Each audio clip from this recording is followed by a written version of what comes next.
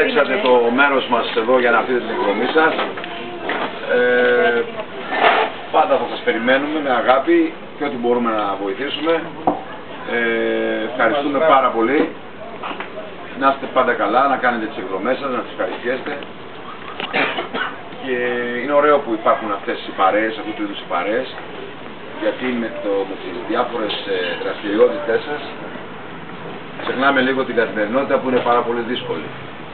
Και επίσης με αυτές τις παρέες μπορούμε να οργανωνόμαστε για την επόμενη μέρα. Δεν θα πω περισσότερα. Για να ρίξουμε το Γιωργάκι. Δεν είναι θέμα Γιωργάκι. Μήπως είναι κανένα που είναι Γιωργάκι εδώ. Εγώ. Δεν τρέπομαι καθόλου. Ο άνθρωπος θα μας πάει μπροστά, δεν καταλάβει. Με τον Αντώνη ποιος είναι τότε? Δεν με νοιάζει. Δεν είναι θέμα Γιωργάκι και Κωστάκη, είναι όλοι μαζί, τέλος πάντων. Ναι, εντάξει. Λοιπόν, είναι καλό λοιπόν αυτό, να υπάρχουν αυτές οι ομάδες και να είναι οργανωμένες, για να δούμε τι θα κάνουμε την επόμενη μέρα. Και πάλι να είστε καλά και ευχαριστώ πολύ που ήρθατε εδώ. Πρώτα εγώ, για ένα μυστική πλακέτα στον πρόεδρό σας για το Βαρατέρο Κλαμπ Ελλάς, για την πρώτη σας επίσκεψη εδώ πέρα. Ελπίζουμε να υπάρξουν κι άλλες και να είστε πάντα καλά. Πρόεδρε, να είστε πάντα καλά.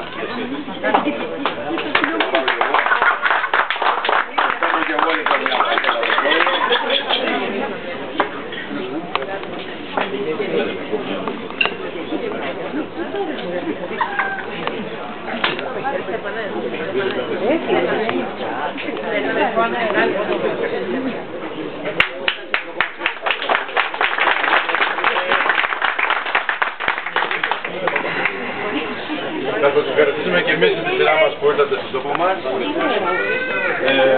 Ό,τι είπε και ο Απόστολος, να μην επαναλαμβάνω, θα χαρούμε πάρα πολύ να βρεθούμε σε κάποια εκδρομή. Του Βαγιάκου.